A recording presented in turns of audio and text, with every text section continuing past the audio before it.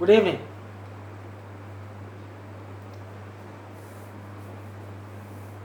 Lockdown की स्थिति में ये मेरा पहला वीडियो है। मैं थोड़ा बचने की कोशिश कर रहा था क्योंकि जो टॉपिक मुझे करने हैं वो उसके संवैधानिक प्रावधान जो है उसमें आपके डाउट्स मैं क्लियर कर पाऊँगा या नहीं, या डाउट, क्योंकि ये ऐसे टॉपिक है जिसमें डाउट्स आते हैं और उसी समय आपके सामने प्रत्यक्ष मेरा संपर्क होता है तो मुझे ज़्यादा अच्छा लगता है। लेकिन फिर भी लॉकडाउन चूँकि लंबा हो गया है और ये बढ़ता ही जा रहा है, तो मैं चाह रहा हूँ कि इसी बीच हम लोग कुछ हिस्से तो कंप्लीट कर लें। बायोलॉजी की क्लास आपकी चली रही है, संविधान में भी आ जाते हैं। तो हमारा मुद्दा जो है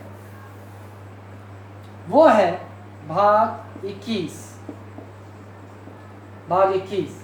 संविधान का भाग 21। इसका शीर्षक क्या है संविधान का भाग 21 का? अस्थायी, संक्रमणकालीन तथा विशेष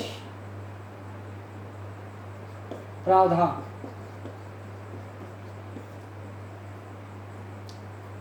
टेम्पोररी,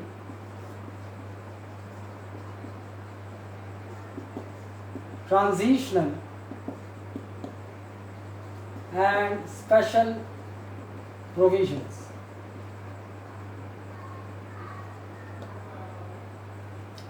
ठीक है, तो भाग 21 हमारा मुद्दा है और भाग 21 को हम दो भागों में विभाजित कर पढ़ेंगे।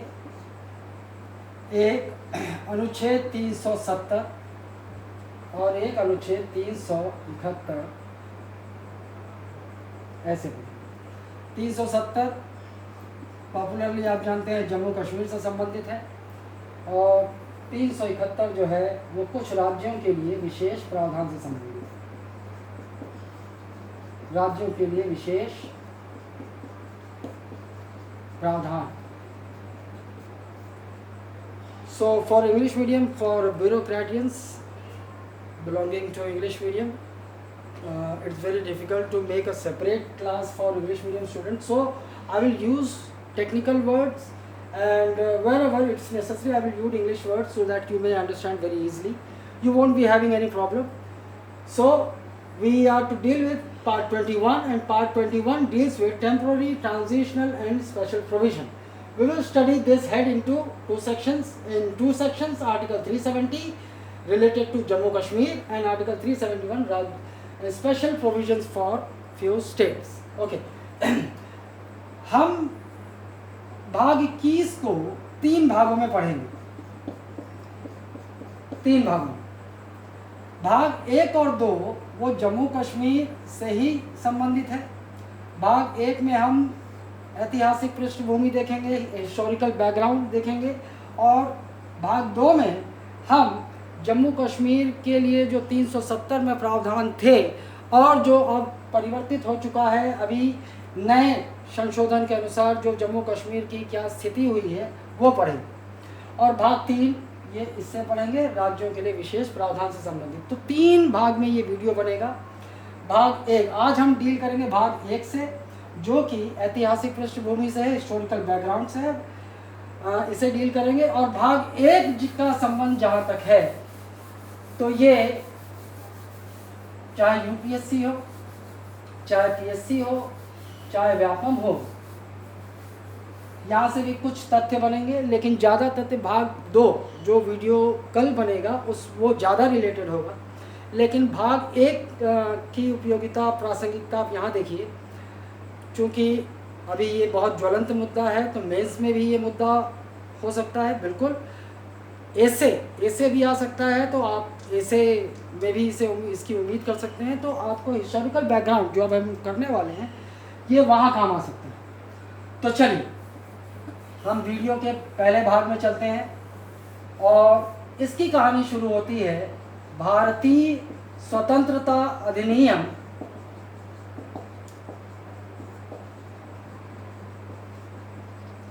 1947 से, इंडियन इंडिपेंडेंस एक्ट 1947। हम जानते हैं कि अंग्रेज़ों ने जब भारत पर अपना अधिकार किया, जब हम अंग्रेज़ों के ग़ुलाम थे, तो अंग्रेज़ यहाँ शासन कैसे किया करते थे? ये अधिनियम बनाकर, अधिनियम यानी कि कानून बनाकर ये यहाँ शासन करते थे। और इसी क्रम में आप सभी जानते हैं कि इन अधिनियमों की शुरुआत 1773 के रेगुलेटिंग एक्ट से लेकर जो अंतिम अधिनियम जो अंग्रेज़ों द्वारा भारत में बनाया गया वो ये था भारतीय स्वतंत्रता अधिनियम 1947, इंडियन इंडिपेंडेंस एक्ट 1947। अच्छा, इसकी पृष्ठभूमि शुरू होती है फरवरी 1947। आप सभी जानते हैं, क्लास में हमने कई बार इसे डिस्कस किया है कि द्वितीय विश्व युद्ध के बाद अंग्रेज़ों की कमर टूट चुकी थी और उन्होंने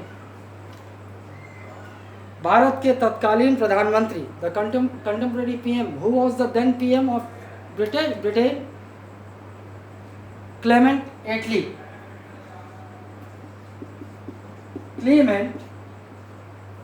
एटली बोलिए, केटली बोलिए, चाहे जैसे याद रहे, क्लेमेंट एटली। तो क्लेमेंट एटली इन्होंने अनाउंस किया, कब अनाउंस किया? फरवरी 1947 में कि भारत जून 1948 तक भारत को स्वतंत्र कर दिया जाएगा तक। लेकिन हम जानते हैं कि इससे पहले ही 15 अगस्त 1947 को भारत स्वतंत्र हो गया, आज़ाद हो गया। India got its freedom on 15 अगस्त 1947। तो हम ये जानते हैं कि अंग्रेज़ों द्वारा भारत में बनाया गया अंतिम कानून, अंतिम अधिनियम, अंतिम एक्ट वो कौन सा था? भारतीय स्वतंत्रता अधिनियम 1947, इंडियन इंडिपेंडेंस एक्ट 1947। और इस अधिनियम में एक महत्वपूर्ण प्रावधान जो था वो था 3 जून का प्लान, जिसे हम जानते हैं भारत पाक विभाजन योजना के नाम से। इसे ही हम कहते हैं, या फिर इसे हम जानते हैं माउंटबेटन योजना, माउंटबेटन प्लान और इंडिया पाकिस्तान पार्टीशन प्लान। तो 3 जून 1948 को कांग्रेस और इंडिया मुस्लिम लीग और सिख समुदाय के जो उस समय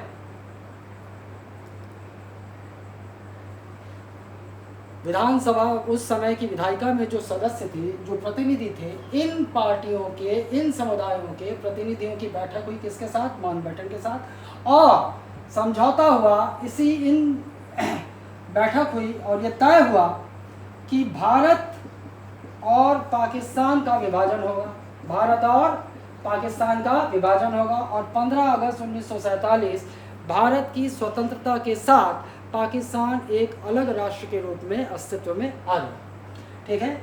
एक और इसी की एक महत्वपूर्ण कड़ी ये भी थी कि देसी रियासत, आप ये जानते हैं, आप इसे मान लीजिए भारत, इस भारत में कुछ हिस्सों पर सीधे अंग्रेज़ों का अधिकार था। ये क्या कहलाते थे? ये कहलाते थे ब्रिटिश प्रांत, ब्रिटिश प्रोविंसेस। और कुछ क्षेत्र ऐसे थे छोटे छोटे रियासत के रूप में, जो छोटे छोटे रियासत जहाँ राजा या निजाम शासन करते थे, उन्हें हम क्या कहते हैं? रियासत। ठीक है। तो कुछ क्षेत्र क्या थे? ये थे ब्रिटिश प्रोविंसेस, ब्रिटिश प्रांत, जहाँ अंग्रेज़ों का सीधा अधिकार था, जो अंग्रेज़ों के सीधे नियंत्रण में थे। और कुछ रियासत थे जहाँ पर छोटे छोटे शासक या निज़ाम स्वतंत्र रूप से शासन करते थे। तो इन देसी रियासतों को, ये क्या कहला रहे हैं? ये देसी रियासत, इन्हें हम इंग्लिश में क्या कहते हैं? Princely states. तो इन देसी रियासतों को ये छूट दी गई कि वो चाहे तो वो भारत के साथ शामिल हो सकते हैं और चाहे तो पाकिस्तान के साथ शामिल हो सकते हैं। और ये भी छूट दी गई कि जो रियासत, जो प्रिंसली स्टेट स्वतंत्र रहना चाहें, इंडिपेंडेंट रहना चाहें, वो इंडिपेंडेंट भी रह सकते हैं। तो इस भारतीय स्वतंत्रता अधिनियम 1947 का जो दो प्रमुख बिंदु वो क्या है कि इसी के तहत 3 जून को Congress, all India Muslim league और सिख संप्रदाय के जो उस समय के विधायिका के प्रतिनिधि थे उनकी बैठक हुई माउंटबेटन के साथ, और इस दिन फाइनलाइज हुआ कि भारत और पाकिस्तान का विभाजन होगा। और दूसरी खास बात ये थी कि जो देसी रियासत हैं, जो प्रिंसली स्टेट हैं, वो चाहें तो भारत के साथ शामिल हो जाएं, चाहे तो पाकिस्तान के साथ शामिल हो जाएं, या फिर चाहे तो स्वतंत्र रहें। ठीक है, ये है। आगे बढ़ते हैं। अच्छा, अब ये बहुत ही महत्वपूर्ण कार्य था कि ब्रिटिश अधिकार क्षेत्र थे, जो ब्रिटिश के नियंत्रण में थे, ब्रिटिश प्रोविंसेस, ब्रिटिश प्रांत, वो तो जाहिर सी बात है कि वो भारत को देकर जाएंगे। लेकिन देसी रियासतों को उस अधिनियम के तहत ये छूट दी गई थी कि वो भारत में शामिल हो, पाकिस्तान के साथ शामिल हो, या फिर स्वतंत्र रहें। तो उस समय लगभग कितने देसी रियासत थे? 565। अच्छा, कहीं कहीं किताबों में आपको 552 भी मिलेगा, लेकिन बहुत सारे सोर्सेज मैंने इंटरनेट और ऑनलाइन रिसर्च किया तो उसमें मुझे 565 का एक आंकड़ा दिखाई दिया। तो इसमें कंफ्यूज ना हो कि लक्ष्मीकांत पे 552 भी कहता है, 555 भी कहता है, 555। ठीक है। अच्छा, इन्हें हम कहते हैं प्रिंसली स्टेट।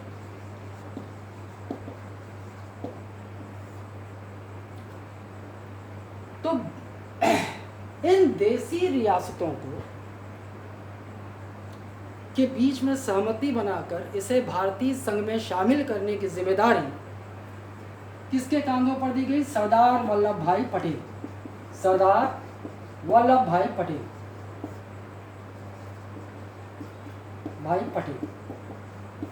और ये जिम्मेदारी किसकी थी कि देसी रियासतों को भारतीय संघ में शामिल, उनके बीच में सहमति कराएं और वो भारतीय संघ में शामिल करवाएं। वो जिम्मेदारी दी गई थी सरदार वल्लभ भाई पटेल को, और इनमें इनके सहयोगी रहे वीपी मेनन।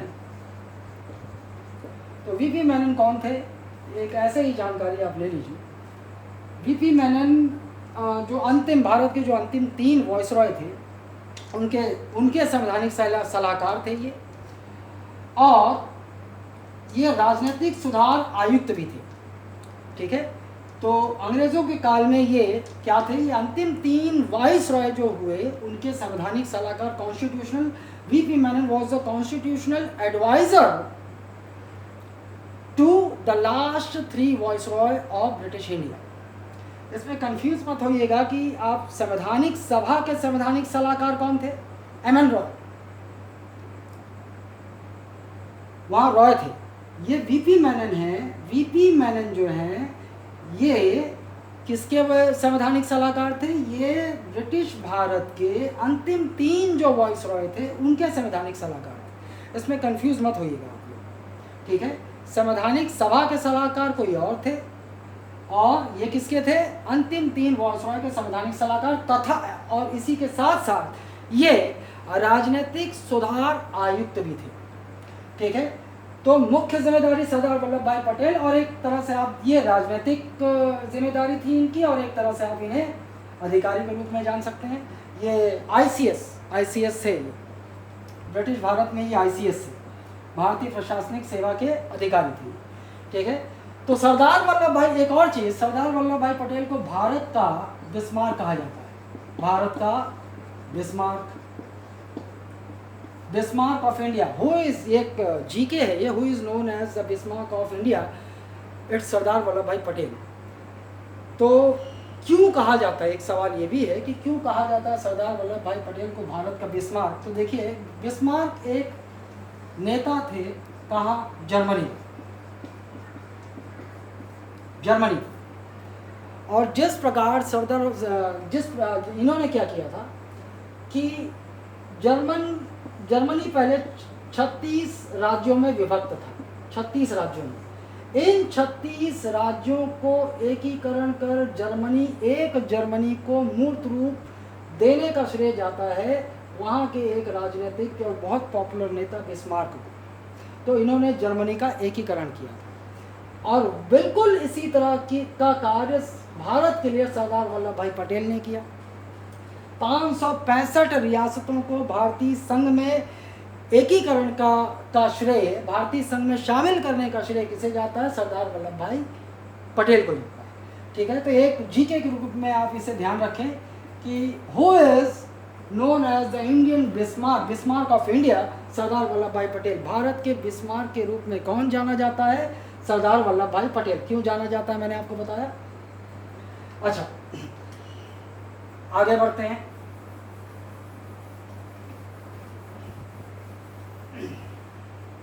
अच्छा, इन 565 रियासतों में से 562 रियासत ये भारतीय स्वतंत्रता से पूर्व भारतीय संघ में इन्होंने अपनी स्वीकृति दे चुके थे और भारतीय संघ में ये शामिल हो चुके थे। तो एक सवाल बनता है कि वो कौन से 3 रियासत थे जो भारत को जब स्वतंत्रता मिली तो भारतीय संघ में शामिल नहीं थे।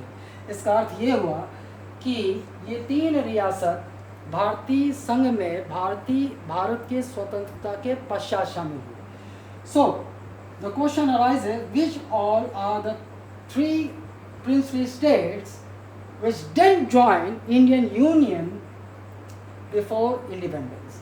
So those were Jammu Kashmir, Junagadh and Hyderabad। तो वो 3 रियासत जो भारतीय संघ में भारत के स्वतंत्रता के पश्चात शामिल हुए वो कौन कौन से थे? जम्मू कश्मीर, जूनागढ़, हैदराबाद। इन्होंने बहुत आनाकानी हुई और ये राज़ी नहीं हो रहे थे, तो भारत स्वतंत्र हो गया। उससे पहले 562 रियासत ये शामिल हो चुके थे। ये 3 रियासत ऐसे थे जो भारत के स्वतंत्रता के पश्चात भारतीय संघ में शामिल हुए और इसी क्रम में शामिल हुए। भारत के स्वतंत्रता के पश्चात सबसे पहले कौन सा रियासत भारतीय संघ में शामिल हुआ? जम्मू कश्मीर, उसके बाद जूनागढ़ और उसके बाद हैदराबाद। हालांकि कुछ दिक्कतें, भोपाल, ट्रावनकोर, इन्हें भी भारतीय संघ में शामिल करने में दिक्कतें हुई, लेकिन सरदार वल्लभ भाई पटेल ऐसे ही आयरन मैन ऑफ इंडिया नहीं कहे जाते, बहुत सख्त आदमी और अपने आदर्शों से बिल्कुल पक्के कि भारत का एकीकरण होकर रहेगा, चाहे साम दाम दंड भेद जो भी लगाना। पहले उन्होंने समझाया, जो नहीं समझे उन्हें बलपूर्वक धमकी देकर भारत में विलय करवाया, लेकिन करवाया। ठीक है, तो यहाँ पर अब ध्यान देने योग्य बात है, जो व्यापम, पीएससी या यूपीएससी में एक फैक्ट के रूप में आपसे प्रश्न पूछे जा सकते हैं कि भारत में भारतीय स्वतंत्रता से पूर्व वे कौन कौन से रियासत थे जो भारतीय संघ में शामिल नहीं हुए थे? तो वो 3 रियासत हैं। कौन कौन है? जम्मू कश्मीर, जूनागढ़ और हैदराबाद। और ये क्रम भी कभी पूछा जा सकता है कि भारतीय स्वतंत्रता के पश्चात सबसे पहले भारतीय संघ में शामिल होने वाला रियासत कौन सा था? तो वो जम्मू कश्मीर, उसके बाद जूनागढ़, उसके बाद हैदराबाद। ठीक है, यहाँ से भी प्रश्न बन सकता है। और एक और चीज़, इन सारे रियासतों में 565 रियासतों में सबसे बड़ा रियासत कौन सा था? हैदराबाद। हैदराबाद। तो यहाँ पे आपको 2 तथ्य जो है आपके काम के हैं, जो प्री पॉइंट ऑफ व्यू से काम आ सकते हैं। और वो क्या है कि 565 रियासतों में से सबसे बड़ी रियासत कौन सी थी? वो थी हैदराबाद। दूसरा, भारतीय स्वतंत्रता के पश्चात वे कौन कौन से रियासत थे जो भारतीय संघ में शामिल नहीं हुए थे भारतीय स्वतंत्रता तक? वो थे जम्मू कश्मीर, जूनागढ़ और हैदराबाद। एक ये हो गया। और एक क्रम भी आप याद रख सकते हैं कि भारतीय स्वतंत्रता के पश्चात भारतीय संघ में शामिल होने वाला पहला रियासत कौन सा था? वो था जम्मू कश्मीर, उसके बाद जूनागढ़ और उसके बाद अंतिम में हैदराबाद। चलिए आगे बढ़ते हैं।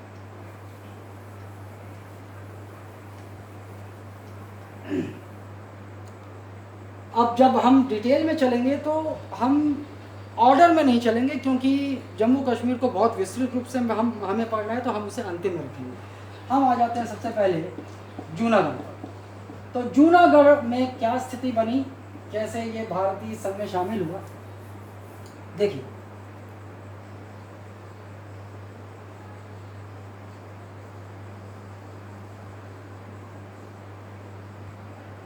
यह है आज का भारत, अब मान लीजिए ऐसा है, ठीक है।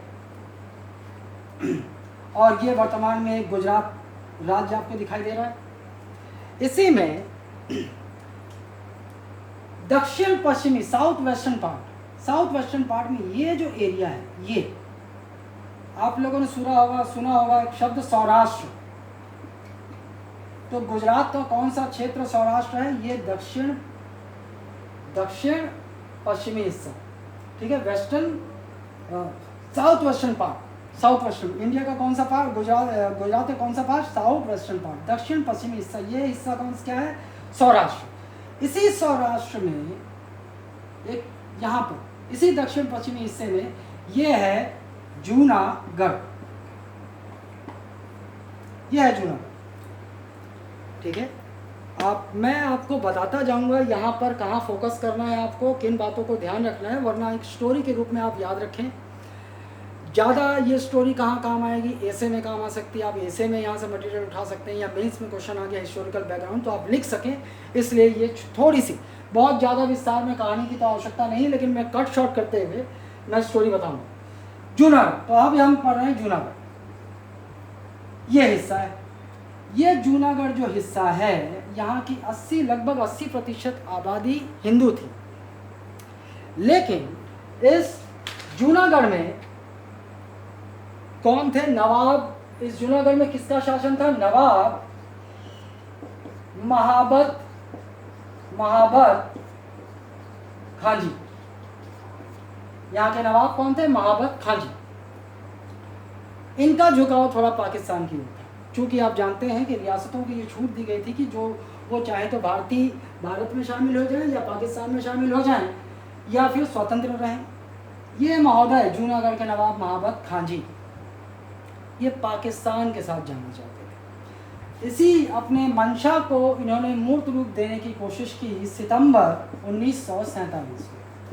सितंबर महाबत खान ने चुपके चाप पाकिस्तान के साथ विलय पत्र पर हस्ताक्षर कर दिया, और ये पाकिस्तान के साथ इन्होंने, देखिए ये पाकिस्तान में शामिल हो गए ये नहीं कहा जाएगा, इस प्रक्रिया में इन्होंने क्या किया ये कहा जाएगा, क्योंकि अंतिम रूप से इस पर विजय भारत की होती है। तो इन्होंने क्या किया कि चुपके चाप पाकिस्तान के साथ सितंबर 1947 में विलय पत्र पर हस्ताक्षर कर दिया।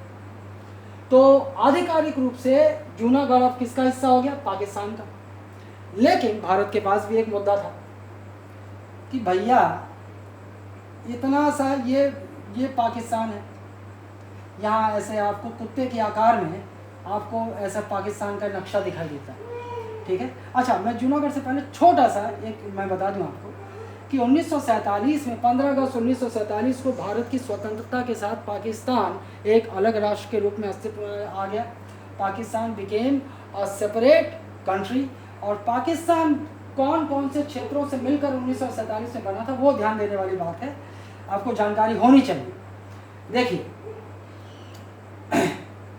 ये बहुत बड़ा हिस्सा पहले बंगाल प्रांत कहलाता था, असम का हिस्सा, बिहार, उड़ीसा, और ये आज जो बांग्लादेश है ये पूरा ब्रिटिश भारत में ये बंगाल कहलाता था, ठीक है। तो ये तय हुआ कि भैया ये जो बंगाल का ये वाला हिस्सा, ये कौन सा भाग है? ईस्टर्न भाग। और ये कौन सा भाग है? वेस्टर्न भाग। तो पाकिस्तान के दो भाग अगर कर दिए जाएं तो ये वाला भाग कौन सा है? पूर्वी बंगाल बन गया, ये वाला पश्चिम बंगाल। पश्चिम बंगाल जो आज भारत का हिस्सा है। तो इस तरह से आप शायद आप में से बहुत लोगों को ये नहीं पता होगा कि क्यों पश्चिम बंगाल कहा जाता है, तो आप जान लीजिए कि पश्चिम बंगाल कैसे बना। ये हिस्सा जो आज वर्तमान का बांग्लादेश है, ये तय हुआ कि ये पाकिस्तान को दिया जाएगा। तो पाकिस्तान भारत के किन किन क्षेत्रों से मिलकर बना 1947 में? देखिए, पूर्वी बंगाल पाकिस्तान, ये पाकिस्तान को दे दिया गया, ये पाकिस्तान बन गया। तो पाकिस्तान के दो हिस्से हुए, ये पूर्वी बंगाल हो गया, पश्चिम बंगाल। तो ये बंगाल का ये हिस्सा जो भारत में है, इसीलिए इसका नाम आज भी पश्चिम बंगाल है। और समय समय पर बात उठती है कि भैया पाकिस्तान का विभाजन जब हुआ तब पूर्वी बंगाल और पश्चिम बंगाल कहा जाता था। तो आज पश्चिम बंगाल कहे जाने का क्या तुक है? इसे केवल बंगाल क्यों नहीं कहा जाता? ठीक है, क्योंकि जब जब हम पश्चिम बंगाल बोलेंगे तो हमें भारत पाक विभाजन याद आएगा। ठीक है, तो देखिए ये हो गया पाकिस्तान, ये हिस्सा, और ये हिस्सा हो गया पाकिस्तान। तो पाकिस्तान का निर्माण देखिए किससे, किन क्षेत्रों से मिलकर बना था? एक तो ईस्ट बंगाल हो गया, ईस्ट बंगाल हो गया पहला। दूसरा देखिए ये गुजरात से लगा हुआ ये जो क्षेत्र है, ये क्षेत्र, ये पाकिस्तान में ये क्या कहलाता है? ये है सिंध प्रांत, ये सिंध प्रांत है। ठीक है, ये वाला क्षेत्र आप इसको ऐसे बांट दीजिए, ये है बलूचिस्तान, ये बलूचिस्तान, और ये वाला हिस्सा NWFP,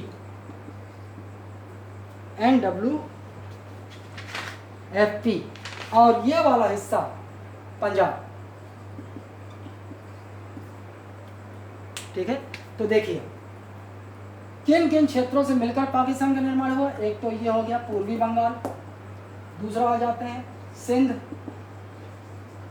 सिंध प्रांत, ये पंजाब,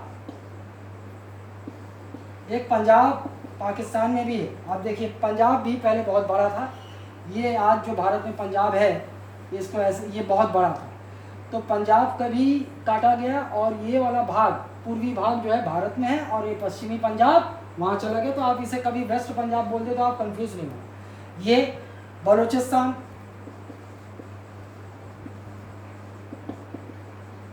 और ये नॉर्थ वेस्ट फ्रंटियर प्रोविंस, इसे क्या कहते हैं हिंदी में? उत्तर पश्चिमी सीमा प्रांत। अच्छा, एक और खास बात, एक जानकारी के लिए, ये जो उत्तर पश्चिमी सीमा प्रांत है, ये वाला हिस्सा, ये इसका नामकरण हो चुका है नया, और ये आप क्या कहलाता है? खैबर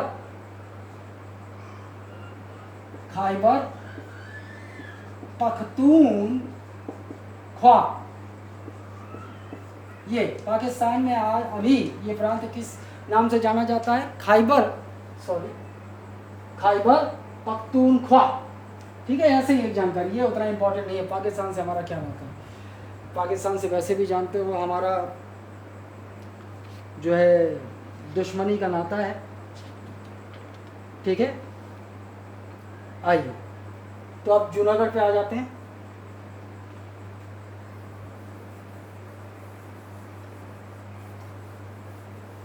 तो मैं उम्मीद करता हूं कि आप समझ गए कि जूनागढ़ कहाँ है। जूनागढ़ वर्तमान गुजरात के दक्षिण पश्चिमी साउथ वेस्टर्न पार्ट है, सौराष्ट्र का भाग है।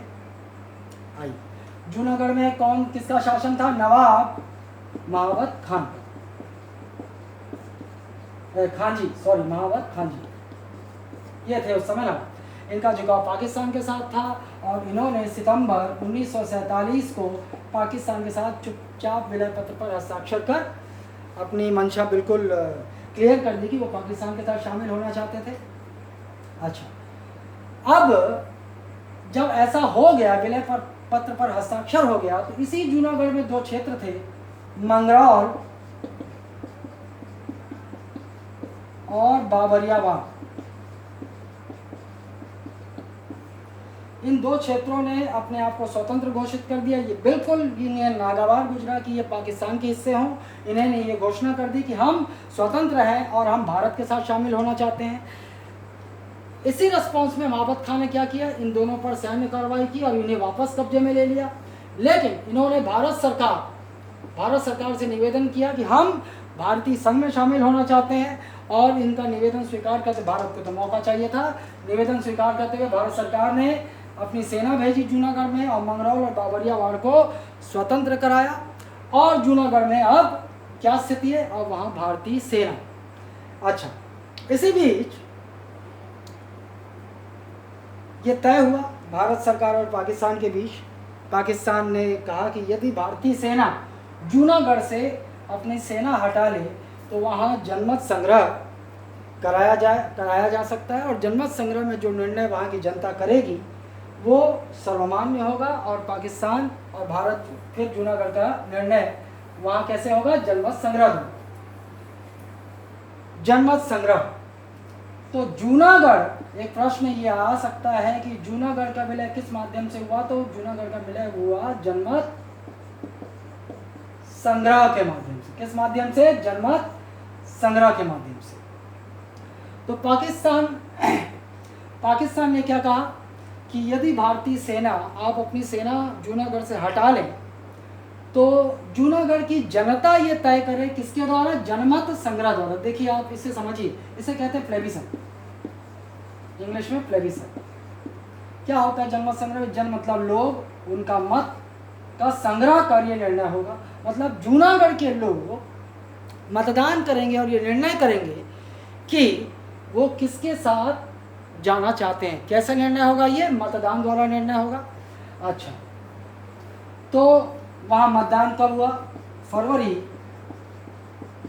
1948 में जूनागढ़ में जनमत संग्रह करवाया गया। भारतीय सेना ने अपनी सेना वापस बुला ली और वहाँ पाकिस्तान की शर्तों के अनुसार वहाँ पर जनमत संग्रह कराया गया। और भारत सरकार, सरदार वल्लभ भाई पटेल बिल्कुल क्लियर थे कि 80% आबादी जूनागढ़ की जो थी वो हिंदू थी, और ये तय था कि जनमत संग्रह में तो भारत सरकार को भी बिल्कुल दुविधा नहीं थी, और उन्होंने ये तय किया कि जनमत संग्रह क्या करवा लेते हैं, जनमत संग्रह में पाकिस्तान को उसकी औकात का पता चल ही जाएगा।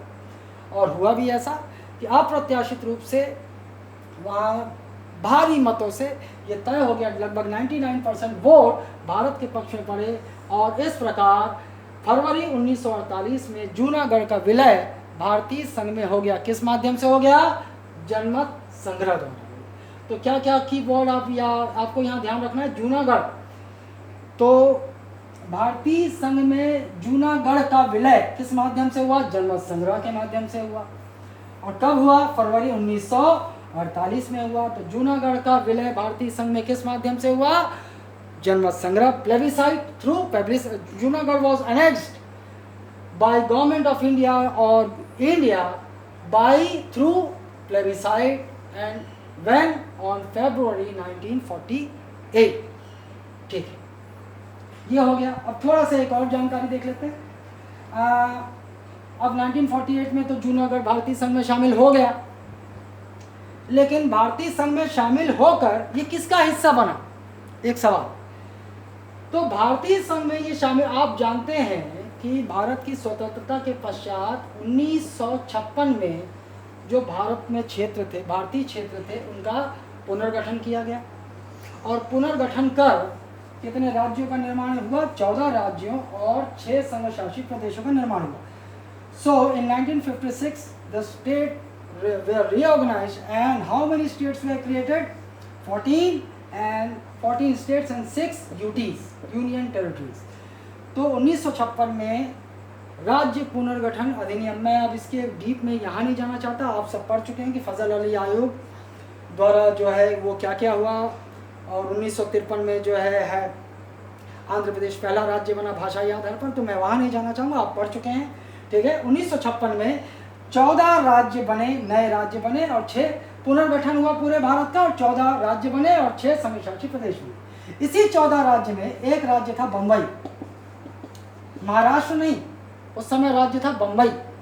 ठीक है, तो ये जो जूनागढ़ है ये किसका हिस्सा बन गया, बम्बई, और ये बना रहा। ठीक है, फिर 1956 में फिर 1900 बम्बई का हिस्सा रहा, और 1956 में महाराष्ट्र बन गया। ये 1956 में क्या, कौन सा राज्य बन गया, महाराष्ट्र। 1956 तक ये बम्बई का हिस्सा बना रहा। 1956 में जब 14 नए राज्यों का निर्माण हुआ तो महाराष्ट्र का निर्माण हुआ, और आगे चलकर 1960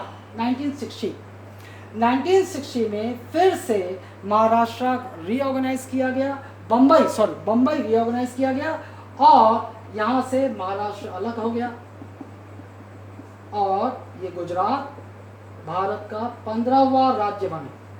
तो एक सवाल ये भी कि गुजरात देश का कौन सा क्रम का राज्य है, 15वां राज्य कब बना, 1960। अच्छा, तो Gujarat became 15th state of Indian Union in 1960 from which state? Bombay Bombay was divided into two states. Gujarati speaking people, they got Gujarat as a 15th state and Marathis they got Maharashtra. It was, वो तो पहले से ही था, ठीक है। चलिए, तो आप जानेंगे और वर्तमान में जूनागढ़ की स्थिति क्या है। तो जूनागढ़ एक गुजरात में ही एक, जैसे महाराष्ट्र में विदर्भ का हिस्सा है कहा जाता है, वैसे ही गुजरात का जो दक्षिण पश्चिमी हिस्सा है ये हिस्सा सौराष्ट्र कहलाता है और सौराष्ट्र के हिस्से में दक्षिण पश्चिमी हिस्से में ये जूनागढ़ है। तो जूनागढ़ अभी गुजरात का एक जिला है, एक डिस्ट्रिक्ट है, ठीक है। तो जूनागढ़ आप, मैं उम्मीद करता हूँ जूनागढ़ आप समझ गए जूनागढ़ कैसे क्या हुआ। एक बार फिर देखिए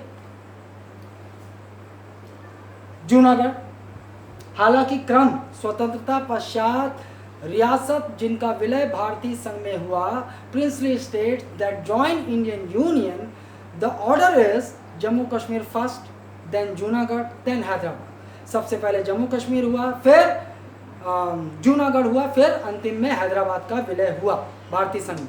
लेकिन जम्मू कश्मीर को डिटेल में पढ़ना है तो उसे हम अंतिम में रखेंगे, ठीक है। तो जूनागढ़ आपने देखा कि जूनागढ़ का नवाब कौन, महाबत खान जी, और महाबत खान जी महोदय का झुकाव थोड़ा पाकिस्तान की ओर था। तो चुपके चाप सितंबर 1947 में पाकिस्तान के साथ इंस्ट्रूमेंट ऑफ एक्सेशन विलय पत्र, ठीक है, पर हस्ताक्षर कर लिया। और उसी जूनागढ़ में दो क्षेत्र थे, मंगरौल और बाबरियावाड़, वहाँ उन्होंने विद्रोह कर दिया, उन्होंने अपने आप को स्वतंत्र घोषित कर दिया और वे भारत का अंग होना चाहते थे, उन्होंने डिक्लेयर कर दिया। जवाब में महाबत खान ने वहाँ सैन्य कार्रवाई की और वापस जबरन उन्हें कब्जे में ले लिया। उनके निवेदन को स्वीकार करते हुए भारतीय सेना जूनागढ़ पहुँच गई, मंगरौल और बाबरियावाड़ को स्वतंत्र कराया और जूनागढ़ को अपने कब्जे में रखा। हालांकि ये निर्णय अभी नहीं हुआ था कि जूनागढ़ भारतीय संघ में शामिल हुआ है। फिर पाकिस्तानी सेना, वहाँ के दीवान, जूनागढ़ ही क्षेत्र में एक दीवान थे और उन दीवान का नाम क्या था, शाहनवाज भुट्टो। शाहनवाज भुट्टो के बेटे जुल्फिकार अली भुट्टो और जुल्फिकार अली भुट्टो के नाती, जुल्फिकार अली भुट्टो के बेटे कौन, बिलावल भुट्टो, तरह तरह के स्टेटमेंट देते रहते हैं। तो कौन है, नाना शाहनवाज भुट्टो आगे चलकर जो है पाकिस्तान के प्रधानमंत्री भी बने, चौथे, वो ज़्यादा इम्पोर्टेंट नहीं है। उन्होंने रिक्वेस्ट किया भारत सरकार से कि भारत सरकार जो है मीडिएटर बने, मध्यस्थता करे, और ये तय हुआ, पाकिस्तान इस बात पर सहमत हो गया कि यदि भारत अपनी सेना जूनागढ़ से हटा लेता है तो वहाँ पर जनमत संग्रह कराया जाए, प्लेबिसाइट करवाया जाए और वहाँ जूनागढ़ की जनता ये तय करेगी कि वो किसके साथ शामिल होना चाहते हैं। जनमत संग्रह हुआ फरवरी 1948 में और ये तय हो गया कि जूनागढ़ 99%, लगभग 90% से अधिक जनता ने भारतीय संघ में शामिल होना की इच्छा जताई और इस प्रकार जूनागढ़ जनमत संग्रह यानी कि प्लेबिसाइट के माध्यम से भारतीय संघ में शामिल हो गया। अब जूनागढ़, एक और हैदराबाद में किसका शासन हुआ करता था, वहाँ जो शासन कहलाता था वो कहलाता था निजाम, और निजाम कौन थे उस समय, मीर उस्मान अली।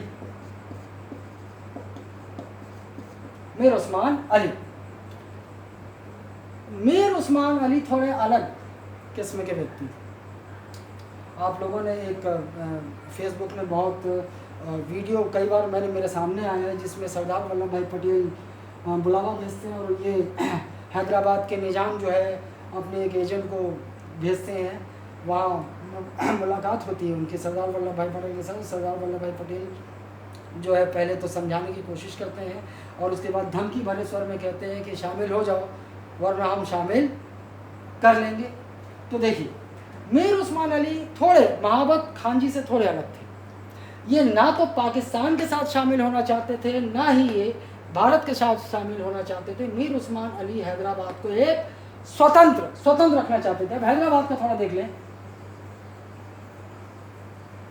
देखिए, एक खास बात जो आपको व्यापम या पीएससी में आ सकता है कि वो जो 565 रियासत थे उन 565 रियासतों में सबसे बड़ी रियासत हैदराबाद थी। क्षेत्रफल की दृष्टि से सबसे बड़ी रियासत हैदराबाद थी। आप देखिए, आज आपको हैदराबाद और इससे फिर अलग हो गया एक तेलंगाना। आप जानते हैं 2 जून 2014 को इसी आंध्र प्रदेश से एक नया राज्य की उत्पत्ति हो गई, वो है तेलंगाना। लेकिन हैदराबाद ये नहीं था। जिस समय की हम बात कर रहे हैं, हैदराबाद में महाराष्ट्र क्षेत्र भी शामिल था, ठीक है, और ये भी था, ये भी शामिल था, तमिलनाडु का भी हिस्सा शामिल था। तो इतना बड़ा रियासत था हैदराबाद, ठीक है। तो ये हम जिस समय की बात कर रहे हैं उस समय हैदराबाद ये है। उसके बाद कालांतर में जाकर 1956 में आपने देखा कि आंध्र प्रदेश एक राज्य बन गया, ठीक। महाराष्ट्र मराठी भाषियों के महाराष्ट्र एक अलग राज्य बन गया, और इधर तमिलनाडु इधर एक अलग राज्य बन गया तमिल भाषी। तो हैदराबाद जो रियासत थी वो वर्तमान में 3 राज्यों में विभक्त हो चुकी है। 1 2 3 4। तेलंगाना भी 2 जून 2014 को तेलंगाना राज्य का उदय हो गया। अच्छा, तो अब क्या हुआ कि मीर उस्मान अली जो है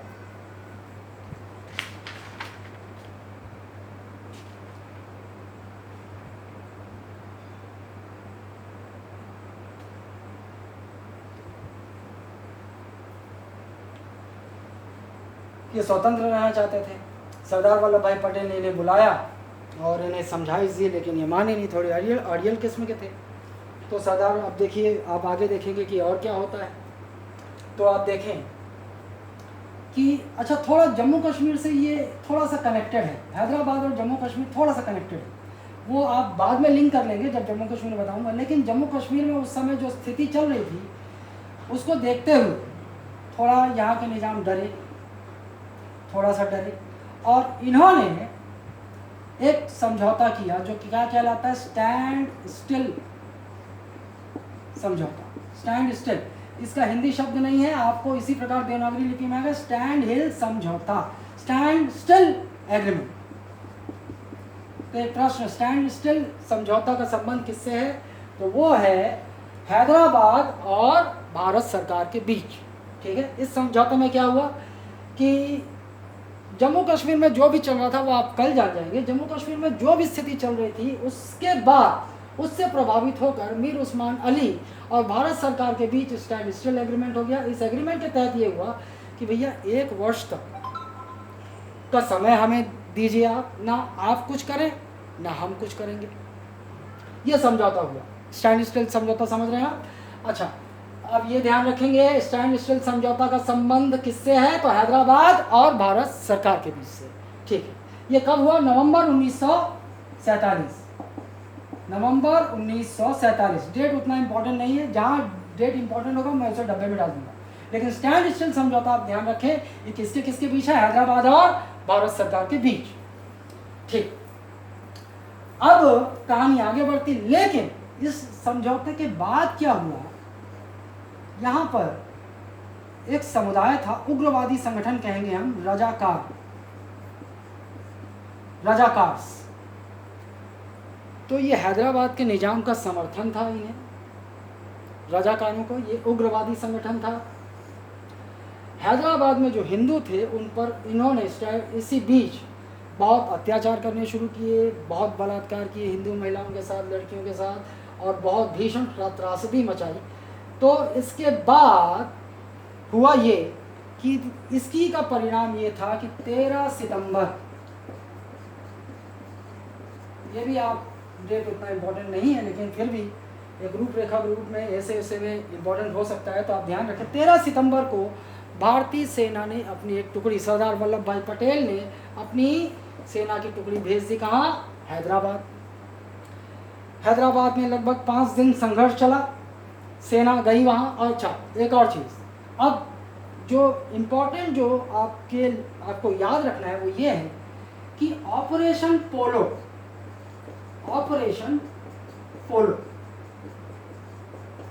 तो जो सैन्य कार्रवाई 13 सितंबर 1948 कब हुई है? 13 सितंबर 1948 में हुई। 13 सितंबर 1948 को सरदार वल्लभ भाई पटेल ने सेना की टुकड़ी भेज दी हैदराबाद में। और किस ऑपरेशन के तहत? वो जो ऑपरेशन किया उस सेना ने, वो क्या ऑपरेशन क्या कहलाता है? Operation polo. So on 13th of September 1948, Indian government sent their troops to the area of Hyderabad on 13th of September 1948 under the operation name called Polo। और 5 दिनों तक युद्ध चला और 18 सितंबर तब 18 सितंबर 1948 भारतीय सेना ने हैदराबाद पर कब्जा कर लिया। ठीक है, एक अभी भी ये डेट आप याद रख सकते हैं, भारतीय सेना ने। और आधिकारिक रूप से 14 सितंबर 1948 को हैदराबाद जो है भारतीय संघ में शामिल हो गया। ठीक है, अच्छा अब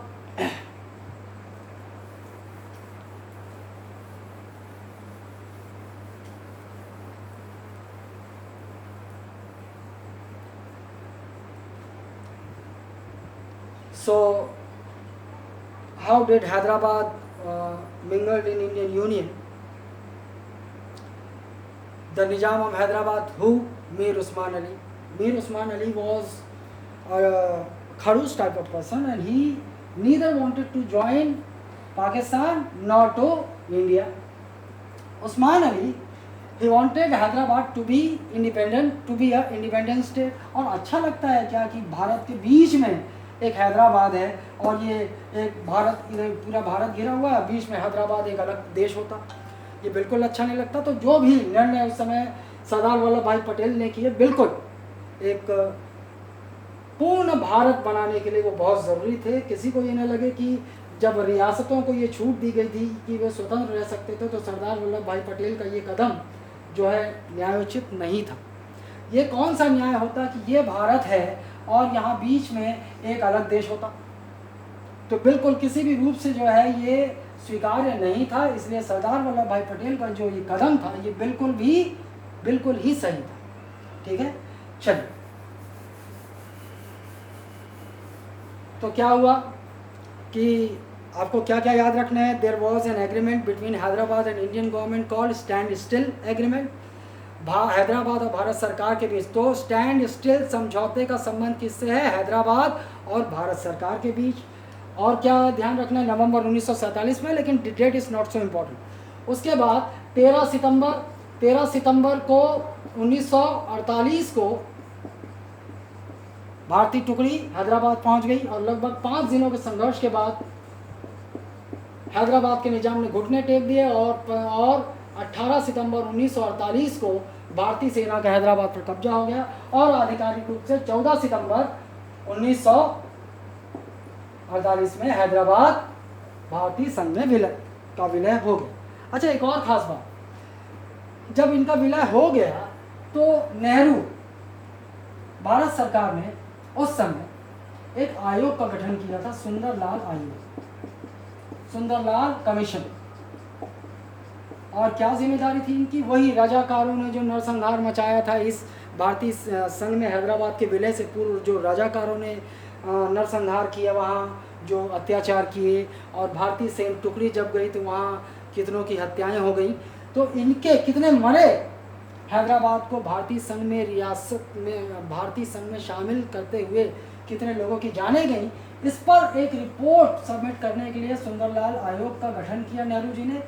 ठीक है, आप समझ गए। तो आप इतना ही याद रखें कि सुंदरलाल आयोग का संबंध किससे है? तो हैदराबाद के विलय के लिए जो, और उस विलय के पूर्व जो रजाकारों ने वहाँ हत्याएं की, जो नरसंहार किए, और जो भारतीय सेना वहाँ गई, जितनी मृत्यु हुई, उस पर एक रिपोर्ट सबमिट करने के लिए।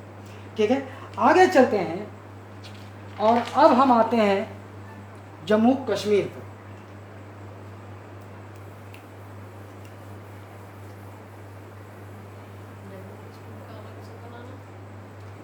और मेरे ख्याल से वीडियो लंबा हो जाएगा, तो पूरी तरह जम्मू कश्मीर का इतिहास और जम्मू कश्मीर का संवैधानिक भाग जो अनुच्छेद 370 है, और जो वर्तमान में जो दशा है जम्मू कश्मीर की, इसके बारे में चर्चा हम कल करेंगे।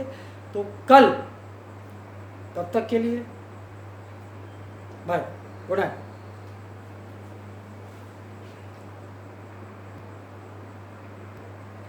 तो फेसबुक पे कोई आता ही नहीं है।